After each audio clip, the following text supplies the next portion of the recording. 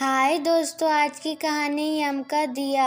पौराणिक कथा के अनुसार एक बार यमराज ने यमदूत से पूछा कि तुम लोग इतने सारे प्राणियों के प्राण को हरते हो, प्राणियों को मृत्यु की गोद में सुलाते समय क्या तुम्हारे मन में कभी दया का भाव नहीं आता? यदि कभी ऐसा हुआ है तो मुझसे कहो, मैं आज तुम्हारे पीड़ा को सुन लूँगा। लेकिन दूत यम देवता के भय से बार बार यही कह रहे थे कि स्वामी, हम तो कर्तव्य निभाते हैं और आपकी आज्ञा का पालन करते हैं।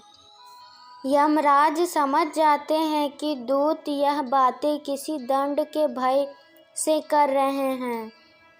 तब उन्होंने प्रेम पूर्वक बात करके उनके मन में व्याप्त भय दूर किया और पुनः वही प्रश्न किया। फिर उन्होंने एक घटना का जिक्र किया। उन्होंने कहा कि यम देवता एक बार हेमराजा के पुत्र के प्राण लेते समय उसकी नवविवाहिता पत्नी का करुण विलाप सुनकर हमारा हृदय पसीज गया। इच्छा हो रही थी कि उसके प्राण ना ले। वह सिर्फ 16 वर्ष का ही था, लेकिन विधि के विधान के अनुसार हम चाहकर भी कुछ न कर सके। यह सुनकर यमराज ने कहा, मुझे पूरी घटना विस्तार से बताओ। यमराज का आदेश पाकर सारी घटना दूत ने बताई कि एक बार राजा हंस शिकार के लिए गए थे। वह भटकते भटकते राजा हेमराज के महल पहुँचे। राजा हेमराज ने उनका स्वागत बहुत ही अच्छे तरीके से किया। उसी दिन हेमराज को एक पुत्र की प्राप्ति हुई। कई वर्ष की प्रतीक्षा के बाद उसके वहाँ पुत्र रूप में संतान की प्राप्ति हुई थी।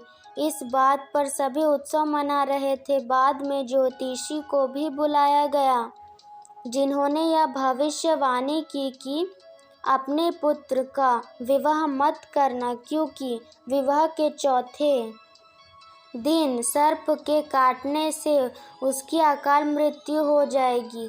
यह सुनते ही सारे राज्य में शोक फैल गया। राजा हंस ने हेमराज को सांत्वना दी और कहा कि मैं राजकुमार के प्राणों की रक्षा करूंगा। उसने यमुना तट पर एक ऐसे किले का निर्माण करवा दिया जिसमें बिना अनुमति कोई भी प्रवेश नहीं कर सकता था। राजकुमार ने कभी भी कोई स्त्री नहीं देखी थी, लेकिन देवयोग ने उसे एक दिन राजकुमारी दिख गई।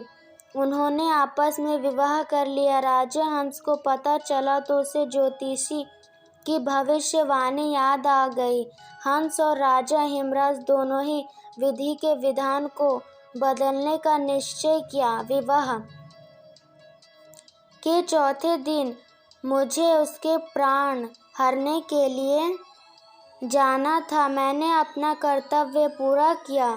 दूत ने कहा कि मैंने उसके प्राण हर लिए। जहाँ कुछ पल पूर्वक उत्साह था, वहाँ मायूसी छा गई। राजकुमारी के विलाप से हमारा कठोर मन विचलित हो गया। महाराज, मैं स्वयं भी रोने लगा, परंतु मैं कर्तव्य की डोर से बंधा हुआ था। इतनी कथा सुनाकर यमदूत चुप हो गए। एकदम से शांति छा गई। स्वयं यमराज भी भावुक हो चुके थे। कुछ देर चुप रहने के बाद बोले, तुम्हारे इस करुण कथा को सुनकर मैं भी विचलित हो गया। विधाता ने मुझे यही उत्तरदायित्व सौंपा है। यह सुनकर दूत ने साहस करके पूछा, महाराज, आपकी बात सत्य है। यदि प्राणियों के प्राण न हरे जाए तो यह दुनिया नष्ट हो जाएगी। परंतु हे महाराज, यह नहीं हो सकता कि किसी की अकाल मृत्यु ना हो। उस राजकुमार की अवस्था तो मात्र 16 वर्ष की थी। उसने अपना जीवन देखा ही कहाँ था। यमराज ने कहा, तुम उचित कहते हो। उसका एक ही रास्ता है। यमदेव ने कहा कि जो प्राणी कार्तिक कृष्ण पक्ष की त्रयोदशी की रात मेरी पूजा करेगा और दीप को दक्षिण दिशा की ओर मुंह करके दीपक प्रज्वलित करेगा, उसे कभी अकाल मृत्यु का भय नहीं रहेगा, परंतु उसे जीवन भर धर्म मार्ग पर चलने का वचन भी देना होगा। जो ऐसा करेगा उसे कभी अकाल मृत्यु नहीं होगी। तब से धनतेरस के दिन यमराज की पूजा का विधान शुरू हुआ। इसी तरह अमेजिंग स्टोरीज के लिए हमारे चैनल को लाइक, सब्सक्राइब और शेयर जरूर करें। और आपको यह कहानी कैसी लगी जरूर कमेंट करके बताएं।